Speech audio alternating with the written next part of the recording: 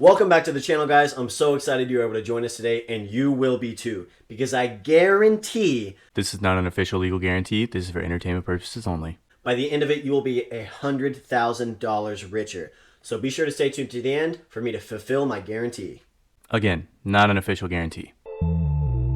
Stop wasting money on that dumb shit and instead put it in investment. I know it's tempting. You'll spend it and be broke again. And I'm excited too. And as always, I'm your bro Ryan. And I'm your bro Taylor, and we are giving a realistic, as honest as we can get, game plan for exactly how you can save money now. I mean, these are steps you can implement tomorrow, today if you're watching it early. And you can immediately save money, and we're going to show you exactly how realistically you could build this into $100,000 or more, you know, the more time you give it. Exactly. So let's go ahead and let's get into it. Let's see some of these numbers, see some of these examples right now. So the very first one, extremely easy, something I've done, I can attest to, I've seen the results, is download the Upside app. I am not an affiliate, neither is Taylor. We make no money off this, but download the app. It's completely free. And every time you go to the gas station, which you're going to do anyways, you just hit, I'm at the gas station, and that's all you do. You don't have to scan a receipt anymore. You don't have to do anything. And every year, genuinely, I get over $100 to $200 a year that I just say, send to my checking account after this, and it just direct deposits. Yeah, and I mean, that's a super easy thing. And another thing that a lot of people do when they're at the gas station is grab a quick snack or drink. Now, obviously, these things have a high markup. You're obviously not going to get the same price as you do at a grocery store where you're buying typically more in bulk. So we looked at the average number of times someone goes to the gas station, the percentage of people that actually buy snacks while at the gas station, and did all that math, and we came to the conclusion that about 31 times a year, someone's going to spend on average about $3 on snacks and beverages. Now, it's pretty easy, I think, and very realistic to just cut that snack out. I know it's a guilty pleasure, but in reality, that's $93 saved. And I mean, while that may not sound like a lot, when we kind of give you the math further on in this video, you'll be like, wow, totally worth it. Yeah, exactly. And well, again, we're not saying every single time you go to the gas station, you have to cut every single time out. Just most of the time, or as many times as you feel comfortable, maybe even every other saves, even though it's only $3. Because again, most cases, I'm thinking it's more than $3. Yeah. I'm not going to lie. I mean, a bag of candy? $3 right there for Yeah, one bag, easily. and then you get a bag of candy and chips and a soda. Like you're probably spending $7, $8, $10 for a single person every time. So it's really easy. If you did it every other time, boom, right there, you saved a huge chunk. And so maybe you still are saving $100, and we're just being conservative with our numbers. So that's just another super easy thing you can do. So we're at the gas station, we're saving on gas with the Upside app, and we're saving on snacks. Speaking of food and grocery stores, another good one is super simple. You don't really have to do anything extra. Some people fight me on this, but it's switching from name brand to store brand. Half the time, to me, it doesn't taste any different. Some of the times, I like the store brand better, to be honest. Yeah. And usually they're a ton cheaper. One of the biggest to me is Oreos. That's just a random example. I feel like Oreos are like $5, $6 now for a pack, and the packs keep getting smaller somehow. And then the store brand is bigger packs. Oh, yeah. And honestly, some of the times they're better. Yeah, hey, you're oftentimes getting more for cheaper. And I mean, the range here is pretty wide. Like for cleaning supplies, you know, I'm not going to really tell the difference between my laundry detergent that's name brand versus generic. Yeah. Same for snacks and things like that. And the range on what that price difference is from name brand to generic can, of course, range. Based on multiple sources, we calculated it to be roughly 40% you could save on your groceries. We went even more conservative. We're saying you don't even have to do that, which you could save the max. Because some people are just going to be adamant about a few name brands. Totally understandable. There are a couple things that even I still like, no, I got to get this one. It's the only one for me. Is it Oreos? Yeah, no. I have a couple little things that are just my guilty pleasure. But we went conservative here and said you need to save 20%. Very, very achievable. I mean, certain things from name brand generic, you could be saving 60% on that item alone. So about 20% there. And we calculated an average person spending about $400 a month on groceries. Obviously, that has a bit of a range too. Different sources say anywhere from $300 to $650. And obviously, if you have families, that number expands. Yeah. But we're trying to be as realistic as possible.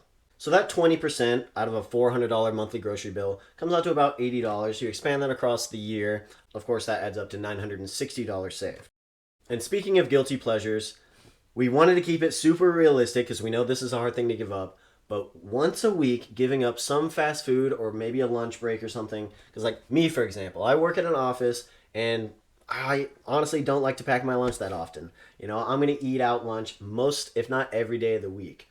But we did the math, and a home cooked meal can range anywhere from, say, $3 to $8 a person, depending on, of course, what you're eating. You know, ramen versus steak, pretty wide margin. But we averaged at about $5 a meal. We thought that was very realistic versus fast food, and your average lunch meal is going to run you closer to $15 a meal. So that's a $10 difference. And again, we're being a little conservative because if you go to a sit-down restaurant, it's probably going to be closer to $25. So that gives you even more savings. So we're trying to keep these numbers tight. And again, we're not saying cut out fast food. If you eat fast food 5 times a week, that's fine. Just cut out once. For every time you cut out that fast food meal for lunch, let's say, that's saving you about $10 over the course of 52 weeks. That's $520 saved right there. So all in all, that's about $1,773. And again, I do want to emphasize, we feel like very easy, achievable things to do and pretty conservative numbers. Yeah, this is where the numbers get really exciting because you may be like, okay, you know, $1,700, that's pretty good. But if we invest this, and again, we're trying to be conservative here because if you look at the last 20 years, the S&P 500 has returned on average around 11%. The last few years, it's been really well good. Above that.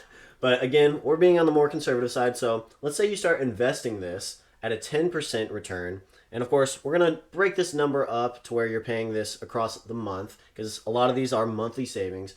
So being precise with our math here, you're investing $147.75 a month.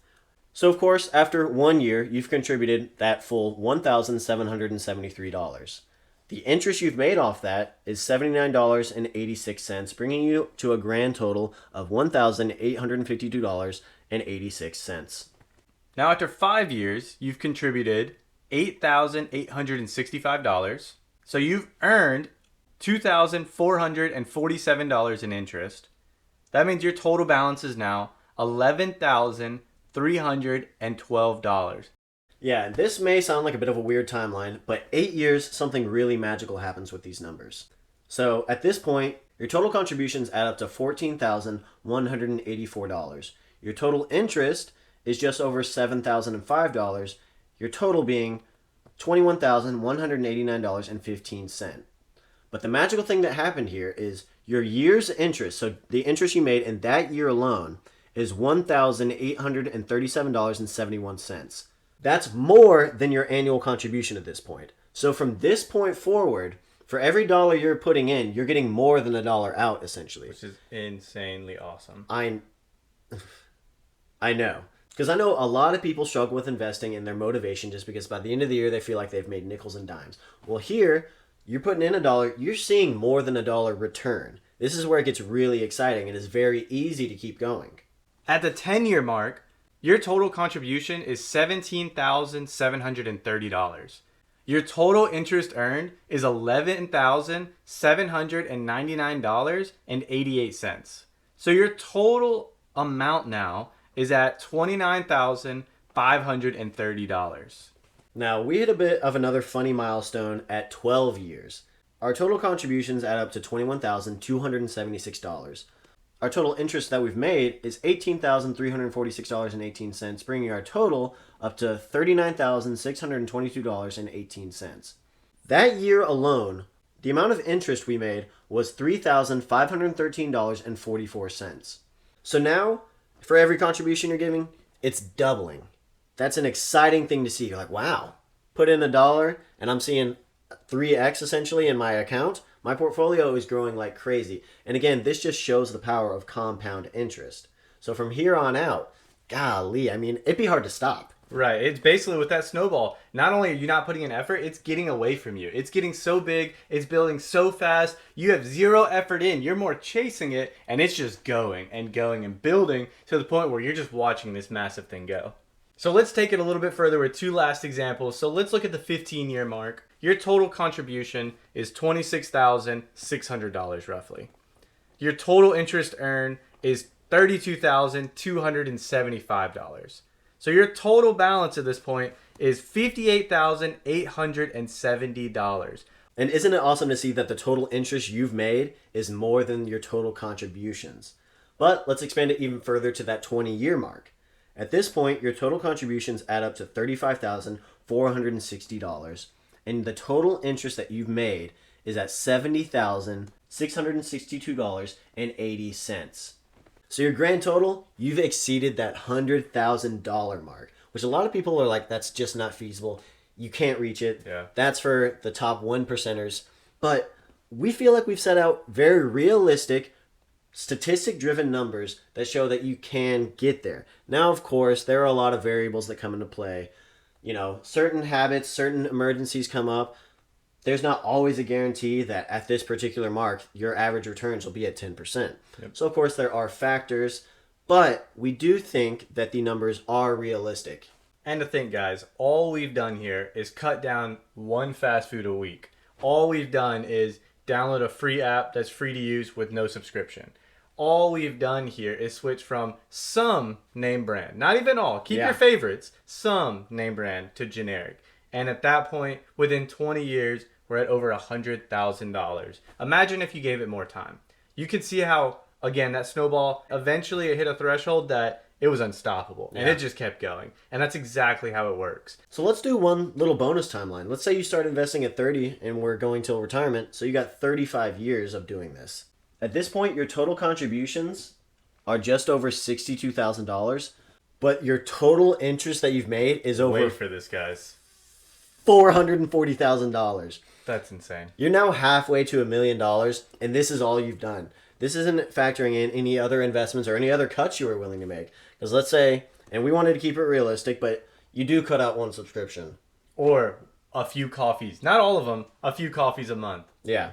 We wanted to be like, okay, what do we think people would be actually willing to do? Let's say you shop around for insurance, this and that. Obviously, these numbers can get absolutely insane. We hope this was good information, and it just opened your eyes. This is possible. That's what we wanted from this video. Yeah.